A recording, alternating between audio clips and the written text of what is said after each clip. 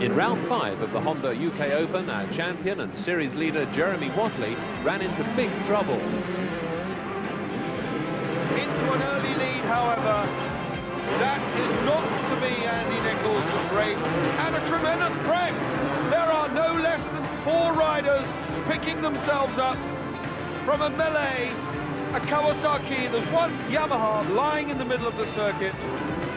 One of them was Jeremy Watley, so that is disaster for the number 5 Karen Suzuki rider.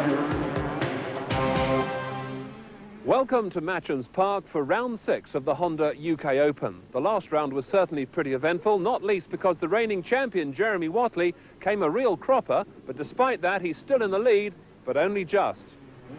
And Watley is in action in our first race of the day. Let's join commentator Barry Nutley. Round 6 of Supercross, and in fact the rest of the Supercross series will take place without the number 9 Australian Craig Dack, who was tangled up in that magnificent tumble with Jeremy Watley in the previous round and has in fact sustained some injuries, including a rib, which will preclude his taking part in the rest of the competition. So Dack does not start, but the man who has really set the tongues wagging here at Matchams Park is the number 7 Mark Eastwood on his Suzuki, who now has closed the points gap between himself and Jeremy Watley by only 13. So Watley sitting on 108, Eastwood is on 95 points, so a tremendous opportunity now, bearing in mind there are 15 points up for grabs for a race win for Eastwood to narrow that margin even further, and they're now locked in a tussle, those two Suzuki men. In 3rd and 4th place, a faller under the bridge there brings chaos to the rest of the pack. But Mervyn Anstey, number 1 on the Honda, is in 2nd place. We have yet to pick up our race leader. There he is, number 11, Warren Edwards on the Yamaha. Anstey, number 1 on the Honda, is in 2nd place. And the 2 Suzuki men are locked in a duel side by side, fighting now for the points, because Jeremy Watley will know full well that young Mark Eastwood, number 7, is after his Supercross title, and that he is very, very capable indeed, and could quite likely steal it from under his nose, but Jeremy Watley has picked him into 4th place. So Watley up to 3rd, but race leader Warren Edwards from Maidstone in Kent, equal first in 1988 in the Schoolboys event here at Matchams Park, has brought that Schoolboy experience to the fore with a resounding win in the previous round. Round 3 was a brilliant ride for Edwards. Round 6 is proving to be an equally brilliant ride, and there is a machine, Honda, lying in the middle of the circuit, but it is fortunately within vision of the riders. They're not going to trample over it just as they did Craig Dack's Yamaha in the first round of Supercross. Warren Edwards, nothing wrong with his Yamaha. The suspension's working well, the engine's working well, he's flicking it through the gears, round the bends, right, left, over the bumps. Arms, legs, suspension pumping furiously. A very, very rugged circuit here at Matchams.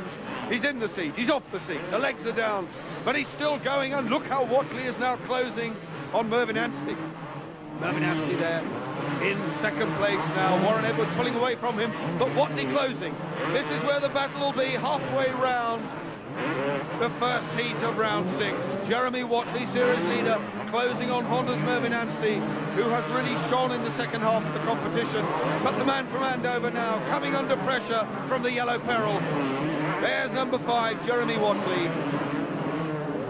A spectacular head-over-heels crash. The front wheel dug in round 5. Watley went over the handlebars, nothing he could do about it.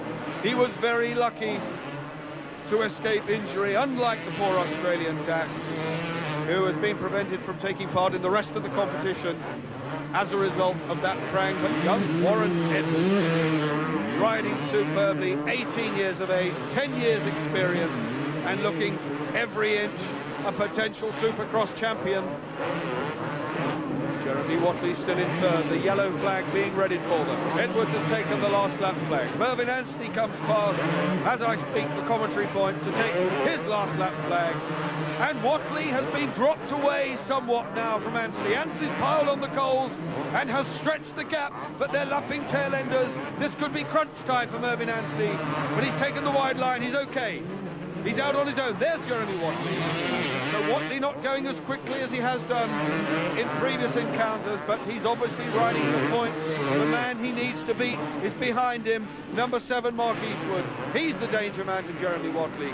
Warren Edwards can't hurt him at this moment in time, but Edwards on his way to 15 points. The yellow flag out because a rider there fettling his machine at the side of the track, putting the chain on, or some such mechanical problem has befallen him. Warren Edwards on the Yamaha, bouncing his way through the one line which is now appearing through the whoops, into the left-hander, almost stopped it there, hauled on the front brake, but coming beautifully now to take the checkered flag. Over the line goes Edwards.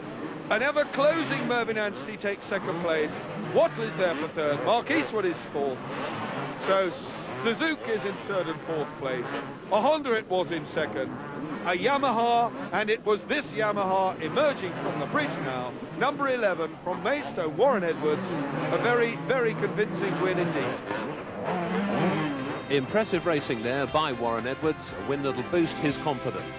In Heat 2, Suzuki man Rob Herring took the 15-point maximum, with Paul Malin second and Julian Rawson third. Well, it's the youngsters who take to the track now. David Duffield is the commentator.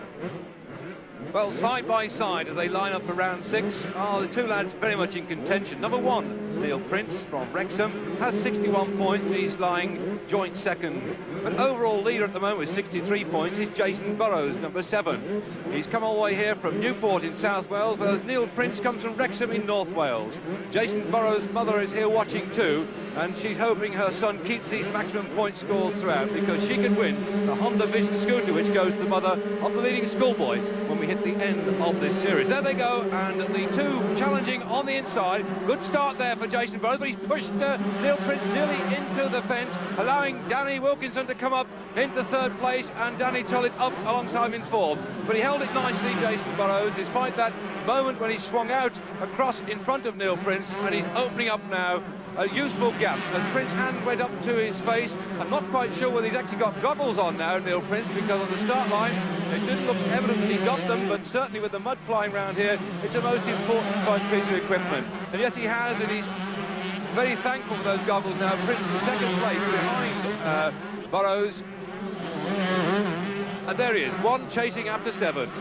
So at the moment it's Kawasaki all the way from South Wales leading. Second place there is number 1 is Neil Prince. And waiting to see where the third place man comes to decide. A big gap has opened up. These two really are having a ding-dong. So we've got first overall with 63 points. That's number 7. Jason Burrows taking a flyer. Behind him, it's Neil Prince. It's a 1-2 between these two riders. The rest are nowhere in this race.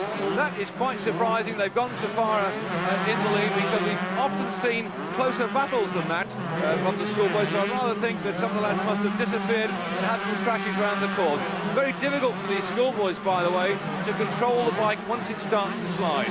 They're 125cc bicycles, but when they begin to drift away from them, the lads don't have the strength to pull the bike up again that the adult riders do. Even though the adults are on bigger and more powerful machines, it's a lot to do with strength when your bike begins to slide. So good luck to these two to stay upright, because behind them, most of them seem to be drifting off now and having no chance of closing. In third place, we understand, is number 3, Stephen Holmes. He's from Swansea, so this is a bit of Welsh benefit at the moment. The leader is from Newbridge, near Newport in South Wales. Man in second place there comes from Wrexham, and the third place rider, Stephen Holmes, comes from Swansea. So I don't know, the Welsh beat the English at rugby, they're now beating us at motocross as well. So it's all the way then for Wales at the moment, 1, 2 and 3. The Dragons are breathing fire. There's 3, what a long gap there is for the man from Swansea. So he says he likes playing rugby. Well, he's going to have to sort of get a sprint on now and close up with those leading twosome, because I think the gap is too great, though, for them to be concerned. I wonder if Prince, in fact, is waiting for Jason Burrows in front of him on the Kawasaki just to take a wrong line. Prince is very good at coming. Oh, he tried it then on the inside, but his shoulder actually hit one of the posts. That was the red Honda of Neil Prince. He's a very clever rider. We've seen him already win one of these races when he overtook right on the bend, and I think he's just trying to sort out the line. Is Neil Prince on the Honda in second spot, chasing after Jason Burrows on the Kawasaki. Well, Jason Burrows' father is a miner. Now they come out and pits all blackened, but he's not blackened now, because one way to stay clear of the mud is to stay in the front, and he's been there right the way through. As we go into the last lap now, he's led right from the start. So still the 3 lads from Wales 7, 1 and 3 the order. Jason Burrows from Neil Prince, and behind, way back in third place, number 3, Stephen Holmes. Now, Neil Prince, I don't think he's going to let this one go without challenging. And the third place man, there he is, just shows you, it's about halfway around the track now, and the leading two have come over the top of the bridge. And Burrows knows now he's got to watch. Oh, he's trying an outside. Prince is trying to go around the outside. For a moment, Burrows let the revs drop, and it looked like the bike wasn't going to come out of the ruts fast enough, and Prince looked for a chance to get through, but couldn't do it.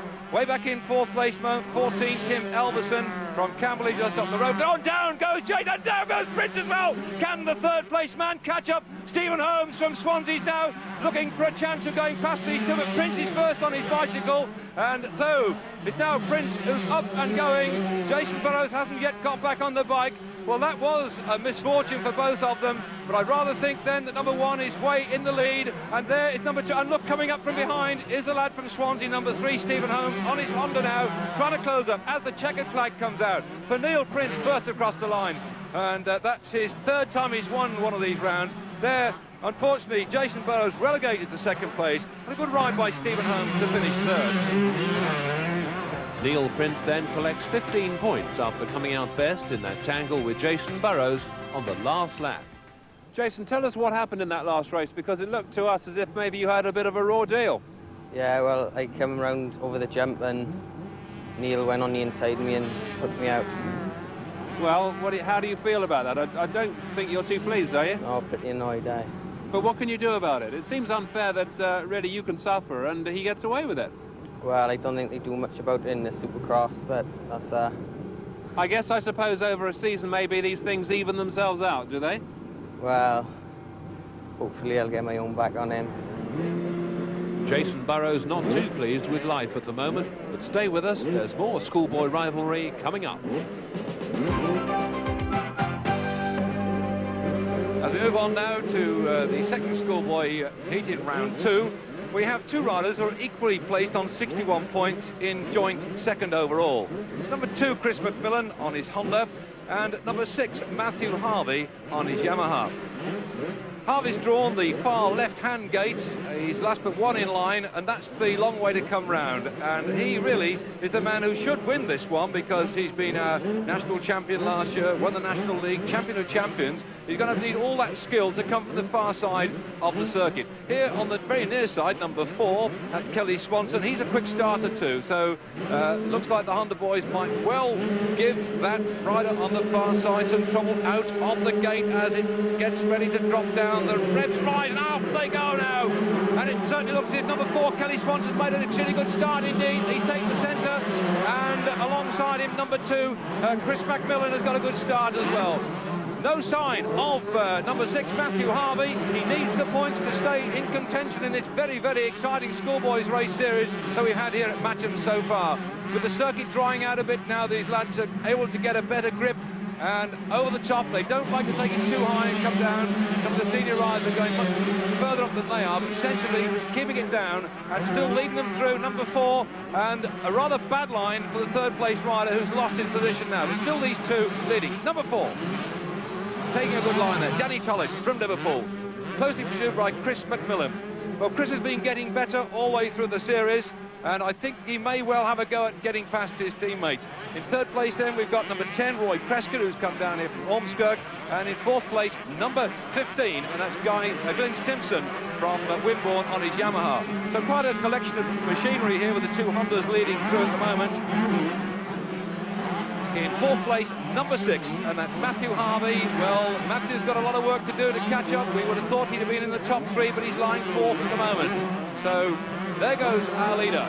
Let's see the gap, and there is number 4 in... oh, look at Harvey coming up behind. We can see Harvey, he wants those points. He does not want to be in single-figure points. Remember, it's 15, 12 and 10. And Harvey, number 6, is really determined to catch these two. You can see the third man in that shot. There's number 10, that's Roy Prescott. And there in the white top trim, that's Harvey, who's closing up on these two. So whilst the leader, Chris McMillan, is virtually out of shot now, we've got number 4 here being chased hard, and look at Harvey coming up from behind. This is going to be some race for the third and second slot. The leader's now going well out of sight. Chris McMillan has left his little group, and we've got a nice battle for second and third and fourth places. Well then, this really is a turn-up for the books as we come up now towards the last lap. But there is number 6. That's the man who's got to get more points than he's sitting on at the moment. Well, there goes 1 lap to go. That little battle, the 2nd, 3rd and 4th places. The leader now on his triumphant lap. He's so far gone at the front, and the little battle is here to see who can collect those points. There's 4. That's Kelly Swanson. Prescott's gone high. Can Harvey get inside? He tried, but he couldn't make it. He didn't get enough power on. Still, Swanson from Prescott and Harvey. 2nd, 3rd and 4th place. Harvey tried to take the long line round as down goes the foot from number 4. Kelly Swanson still lying 2nd. Prescott still 3rd. Harvey still 4th. And there in the distance, we just caught a very quick glimpse of the leader, Chris McMillan, going for maximum point. Somehow Harvey goes a long way out. He's losing ground on these corners, and that's our leader going through. I think it's been a change, yes. McMillan's fluffed a gear. He's let Prescott through. So Prescott's now gone past number 4, Kelly Swanson, has dropped back there. Swanson's dropped back, and there's the winner. Over the line, Chris McMillan, and down goes one of the fight rider, and he's taken out number 6 as well, I think. That's a great shame. So 2nd place, number 4 comes across the line. Kelly Swanson, who's going to be 3rd? I think it's going to be to Roy Prescott after that last lap crash when he and Harvey came together there in 4th place. A very disconsolate Matthew Harvey, who's lost a lot of points in that round. So, after 6 rounds of exciting schoolboy racing, you can't separate Chris McMillan and Neil Prince at the top of the table, and Jason Burrows is only 1 point behind them. One of the biggest thrills in Supercross is watching the bikes leap through the air. A lot of skill is demanded from the rider to control his machine, as Suzuki's Rob Herring explains. You need a lot of skill to perfect the jumping. It's extremely difficult. You can either go over backwards or go over frontwards. It's a matter of balance, your body balance. You've got to have good coordination and just a lot of practice. How important is the actual bit in the air? Because I guess you could probably win a race. If you're good in the air, you can actually gain a lot of distance on your rivals. Very much so. It's very important. The one thing you can't do in the air, you can't brake, but you can turn the bike in the air. You can jump over obstacles that other riders are riding on the ground. You can jump right over the whole lot. You can change your direction in the air. Change your position of your bike in the air. A lot of things. The only thing you can't do is accelerate or brake. It's the one aspect, of course, of the sport that everyone always talks about when they first see sort of stadium cross, supercross, whatever you care to call it. They all talk about how the bikes fly, and you can understand why spectators love it. Yeah, it's quite spectacular, especially if the riders get sideways on the bikes. Then there's an element of danger, I suppose, in it for them, and there's an element of excitement for the spectators, and that's what I think brings them to the Supercross events. And there's more spectacle guaranteed for the crowd now as we prepare for the final of round 6. Over to Barry Nutley. With the Suzuki team topping the charts at the moment, Yamaha still have a lot to do, and their hopes rest on the shoulders of the 2 youngsters who've featured so prominently throughout the series, number 10, Julian Rawson, and number 11, Warren Edwards, who both go in this final. They are sitting in 6th and 7th places respectively in the championship table and have a lot to do, but are perfectly capable of doing so as the final seconds go towards the gate, which drops towards the riders. The gate's down, everyone is away safely, and Mervyn Anstey for Honda hits the front round the first left-hander side by side with Jeremy Watley. Mervyn Anstey has the inside line. Jeremy Watley just closes the door as they go into the left-hander, but Anstey is fighting back. He's not given up. He's been forced onto the chestnut palings by Watley, but he's through. Anstey's through on the inside, takes the initiative over the hill. It's Anstey and Watley, neck and neck, coming down towards the first left-hander. Paul Nailing, number 15 on the Kawasaki, is in there too, but just look at Mervyn Anstey go on his Silverline Honda. Southern Forms help him as well with a bit of finance. The man from Andover being pushed back now by the Wild Bunch down into 4th, 3rd. It really is tooth and nail, and Anstey has tangled with Malin. The pair of them lying in the track. There's Anstey picking himself up. Paul Malin as well. That really was hectic stuff. So Watley leads from Rob Herring. Number 11, the Yamaha man, Warren Edwards, is in 3rd, and in 4th place, the 18-year-old South African on the Honda, Ryan Hunt, but stirring stuff just a few seconds into the race. Watley on his way. Herring in very close company indeed. The circuit here at Matchams, almost in prime condition. There has been some rain, but it's nothing like as bad as we've seen it in previous rounds. High in the air, Rob Herring. Jeremy Watley must have wondered just what was happening to him in the opening seconds of that. That was pretty fierce stuff indeed. Mervyn Anstey knew what he had to do. He went for it. He tried all out to get the edge on Jeremy Watley in the first few seconds, and did so, got alongside, really gave him something to think about, but then was unable to sustain it because the number 15 Kawasaki of Paul Malin, the youngster, fought back, and the net result was a pair of them bit the sand here at Matchams and allowed a Suzuki 1-2 to storm off at the front of the train. And that 1-2 consists of Jeremy Watley, number 5, Rob Herring, number 6, in third place, number 11, Warren Edwards on the Yamaha, fourth place it's number 4, Ryan Hunt, and in fifth place, number 7, another Suzuki of Mark Eastwood, number 14, Stuart Coyle is in there as well for Kawasaki, as is number 17, Philip Small. Rob Herring still close. Young Warren Edwards there in third, number 11. The last lap flag being readied now for the Watley-Herring tussle, and here's young Warren Edwards, very, very close indeed on the Yamaha. Look how close these two are, coming into the last lap. Can Herring do it? Remember, 10 points separate them. Rivals at Matchams Supercross, rivals on the Grand Prix scene, both in the Suzuki team, but each determined to outdo the other. Rob Herring, some 6 years younger than Jeremy Watley, but still with a wealth of experience under his belt. Jeremy Watley, having been on the scene at the top level for a good number of years now, came through the schoolboy ranks, shot to stardom as soon as he hit the adults, and has never looked back, having ridden a variety of machinery. Suzuki in the early days, then to Kawasaki, had a fourth in the World Championship on Kojiva in 1986, then rejoined the Suzuki team for the past 3 seasons, and is going very, very well indeed under the guidance of Rob Hooper, team manager. A disciplined ride by Jeremy Watley over the hill for the last time, round the left-hander, the checkered flag is ready. A convincing win, Watley takes the win. Rob Herring there in second place, number 6. And a good ride by Warren Edwards on the Yamaha, number 11. He needed the points. Eastwood comes home in 4th. Watley collects 15 to add to his 118 points to go on to retain the championship lead.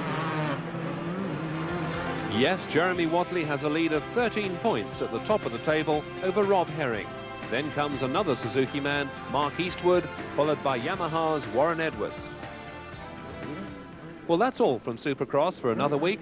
Make a date to join us for round 7 here at Matchams Park. For now, it's goodbye.